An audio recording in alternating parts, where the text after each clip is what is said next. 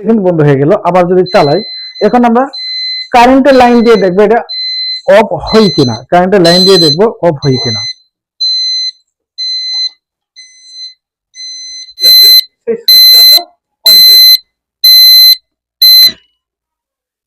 এখন কিন্তু যখন আমরা সুইচটি অন করলাম, এখন কিন্তু বাজার বন্ধ হয়ে গেছে, অর্থাৎ কারেন্ট আসছে মানে আপনি অ্যালার্মটি বন্ধ হয়ে গেছে গা।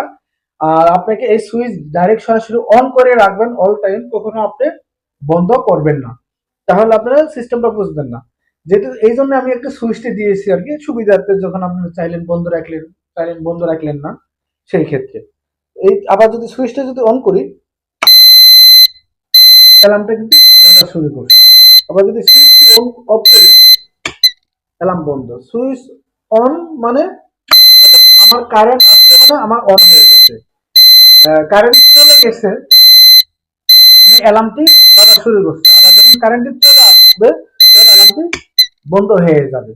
এই সিস্টেমটিকে আপনাকে অল টাইম অন করে রাখতে হবে, অফ করে রাখা যাবে না, তাহলে আপনি বুঝতে পারবেন না যে কারেন্ট কখন গেল বা কারেন্ট কখন আসলো। এইভাবে যদি আপনারা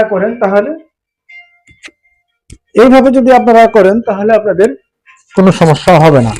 ধরেন এখন কারেন্ট আছে, তাহলে আপনার অ্যালার্মটি বাজবে না। আবার যখন কারেন্ট চলে যাবে তখন অ্যালার্মটি বাজবে।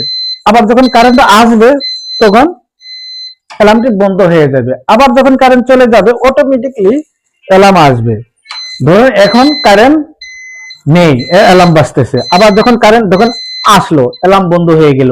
আবার যখন কারেন্ট চলে গেল তখন অ্যালার্ম বাজা শুরু করলো। আবার যখন কারেন্ট আসলো তখন অ্যালার্ম বন্ধ হয়ে গেল। এই অটোমেটিক সিস্টেমটি অটোমেটিকলি ভাবে কাজ করবে যদি আপনারা লাইন কখনো বন্ধ রাখবেন না।